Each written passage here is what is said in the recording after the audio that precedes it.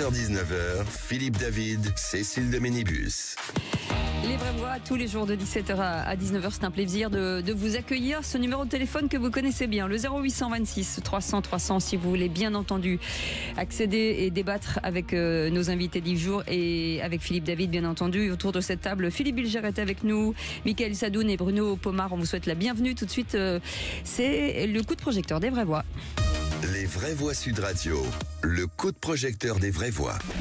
Bien, comme je vous le disais, se droguer, c'est mal. Moi, personnellement, je pense qu'il faut légaliser le cannabis. Mais vous fumez, monsieur. Ludovic Mendes préconise de dépénaliser la détention de moins de 3 grammes de cocaïne. Dangereuse aujourd'hui comme l'alcool et la consommation de tabac, et pour autant quand on est alcoolique ou qu'on fume beaucoup de tabac, on est accompagné en termes de santé. C'est parce qu'on dépénalise que vous ne serez pas saisi. C'est juste que vous n'aurez pas d'amende, vous ne passez pas devant le juge, c'est ça la seule différence.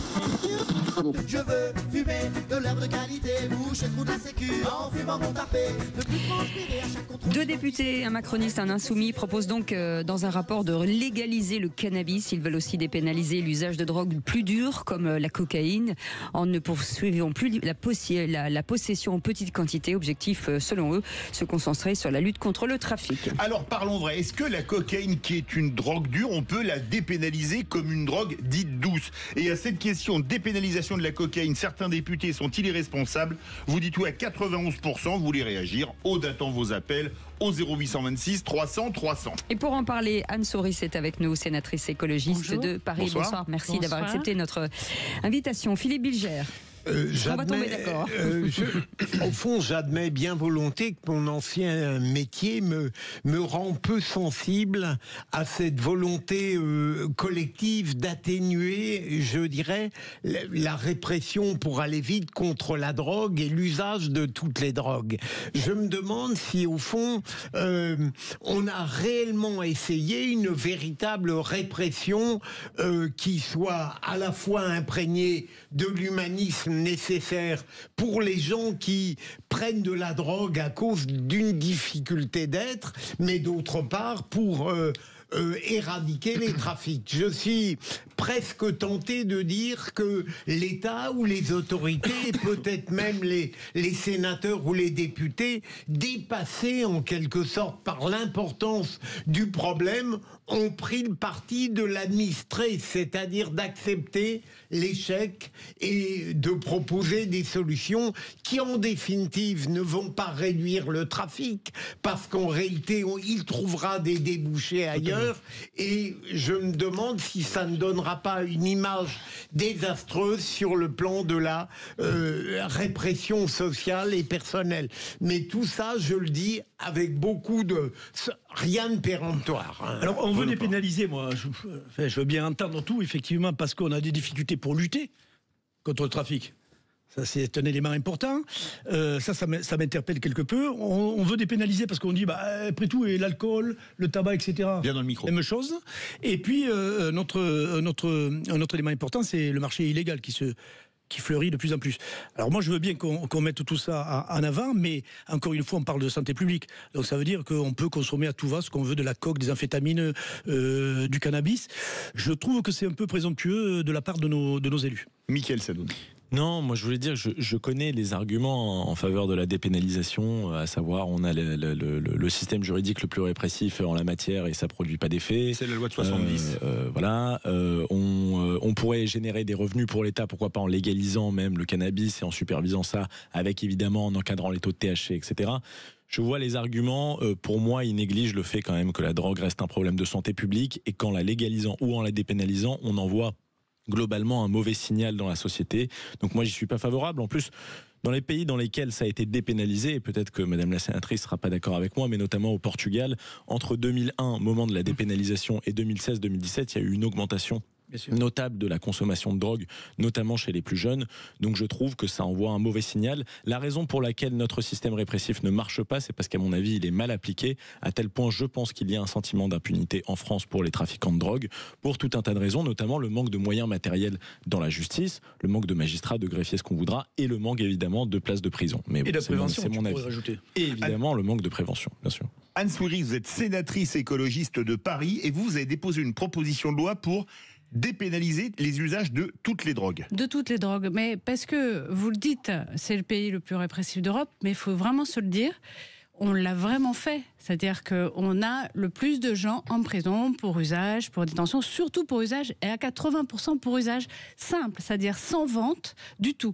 Toutes les 4 minutes, vous avez une personne qui est usagée de drogue qui est arrêtée en France. Toutes les 4 minutes. Donc moi, je veux bien qu'on n'ait pas assez de moyens, mais je pense surtout que ces moyens-là, il faudrait les mettre sur le trafic et sur le narcotrafic. On ne peut pas avoir les deux, en fait. C'est pas possible. Et alors, sur la question de la santé, il y a quand même un vrai sujet. Au Portugal, vous avez 4 fois moins d'overdoses qu'en France et vous avez une diminution de toutes les drogues par rapport à tout le reste de l'Europe. C'est des champions de santé publique sur cette question-là. Franchement, je vois pas très bien. On est aussi les champions sur la jeunesse de l'usage. Alors moi, je veux bien entendre, il faut culpabiliser, il faut donner des signaux. On n'arrête pas de les donner. Est-ce que vous avez déjà vu qu'on avait fait arrêter de fumer ou de prendre de l'alcool parce qu'on culpabilisait les gens? Ça n'est pas vrai. Il y a d'autres solutions. Il faut le faire. La consommation de l'alcool a baissé, par exemple. Oui, mais pas en interdisant. Et le tabac aussi. Il y a le tabac clandestin aussi. L'objectif, c'est de dire, en fait, il faut responsabiliser les gens. Oui, il faut diminuer l'usage de drogue. C'est pas du tout une idée de laxisme. C'est le contraire, monsieur. C'est vraiment de se dire, il faut le prendre en charge. Donc, de la prévention. Et actuellement, ça veut dire prévention, ça veut dire soin, ça veut dire accompagnement et ça veut dire aussi plein pot sur le trafic et on arrête sur l'usage, on fait autre chose sur l'usage.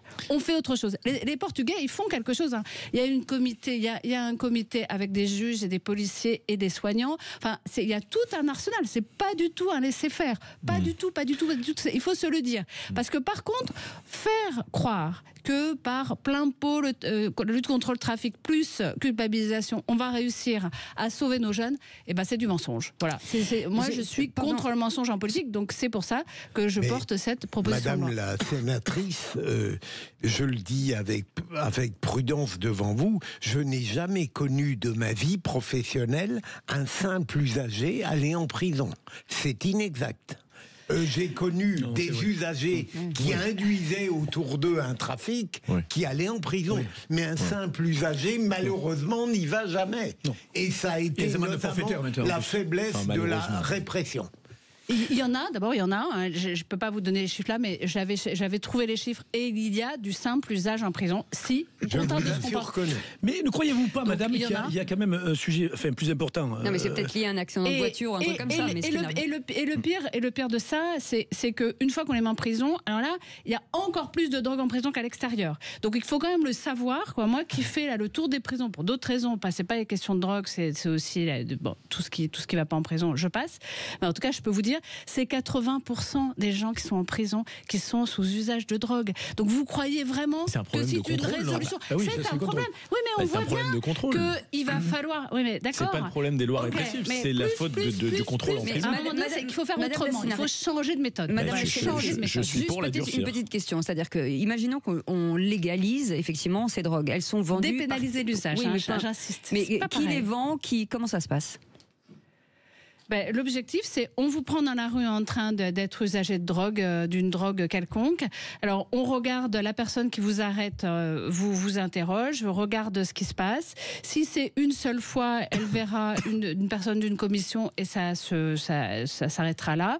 En revanche, si ça se passe 1-2 fois, à ce moment-là, il va y avoir un comité de suivi qui va se mettre en place, thérapeutique et de suivi où la personne va avoir... Madame la sénatrice, permettez-moi de vous couper. Ne me parlez pas de suivi, de prévention. Enfin, de prévention à la limite, oui. C'est encore autre chose. Non, mais de suivi des gens. Très sincèrement, vous savez que ça ne fonctionne pas. On n'a pas assez de psy, on n'a pas assez de gens capables de suivre tous ces gens qui sont consommateurs à outrance, puisqu'on a 1,5 million de consommateurs quotidiens. Mais vous savez pourquoi on ne peut pas suivre les personnes qui sont des grands usagers de drogue? Moi, j'ai suivi ça pour les usagers de crack à Paris. Eh bien, parce que justement, ils sont disséminés tout le temps par la police et que donc ils passent leur vie à se cacher de la police et de la justice. Ne prenez pas la police, s'il vous plaît, madame la sénatrice. Vous ne pouvez pas lire. La police fait justement son métier. Excusez-moi. Ils font leur métier parce que c'est ça qu'on leur demande de faire. Vous savez, c'est pas ça que j'ai dit. Si. C'est parce qu'on leur donne ce rôle-là. Quand j'ai été à Copenhague, je suis allée avec la préfecture de police de Paris. Enfin, je ne suis pas allée toute seule. Avec des policiers, on est allés ensemble. La police de Copenhague nous a dit le jour où on a dépénalisé à Copenhague, ça a changé notre vie. Parce que au lieu de ne servir à rien, de regarder les gens mourir dans la rue et de les disséminer, on a pu d'abord libérer l'espace public, parce qu'on a arrêté d'avoir des gens en permanence qui étaient là, qu'on déplaçait, et d'autre part, on a pu sauver les gens. Et on a eu un autre rôle. Voilà ce qu'a dit la police. La police française, la seule chose, c'est qu'elle se trouve en but avec des ordres sur lesquels bien sûr, elle obéit, c'est bien, c'est ce qu'elle doit faire. Oui, mais si vous parlez de ça, on peut pas mélanger tous les drogués. En fait, vous pouvez pas parler de gens du crack comme vous prenez des gens qui sont. Absolument, il faut faire. C'est totalement différencié comme accompagnement. C'est pas du tout la même chose. Surtout que si on parle du comportement des policiers, ça pourrait largement passer par une circulaire. Moi, il y a un point sur lequel je suis d'accord avec vous, c'est qu'il faut lutter en priorité contre les trafiquants et pas contre les consommateurs. Pour la bonne raison qu'il y a des millions de consommateurs et quelques milliers de trafiquants. Donc c'est plus simple de lutter contre les milliers de trafiquants, évidemment. Bien sûr. Mais je trouve néanmoins que le signal quand même que vous envoyez, parce que c'est un enjeu de santé publique, il est mauvais de dépénaliser ces drogues dures, parce que malgré tout, le consommateur, il est un élément du trafic, parce que sans consommateur, il n'y a pas de trafic. On a la plus grande consommation d'Europe de cocaïne et de jeunes cocaïnomans. Enfin, je ne sais pas, moi je veux bien qu'on continue à faire plus du même, mais on voit que ça ne marche pas et on ne change jamais de méthode. Mais Madame la sénatrice, moi je ne suis pas en train de dire on laisse faire, je dis que c'est une manière de laisser faire. Vous savez quoi ? Je pense finalement que c'est aider les mafias que de continuer à pénaliser l'usage de drogue. Parce qu'en fait, en faisant ça, on met tout le monde, on met toute la justice, toute la police contre les usagers et on laisse tranquille le trafic se faire. Et là, on peut avoir de plus en plus d'usages. Vous voyez, c'est un cercle vicieux.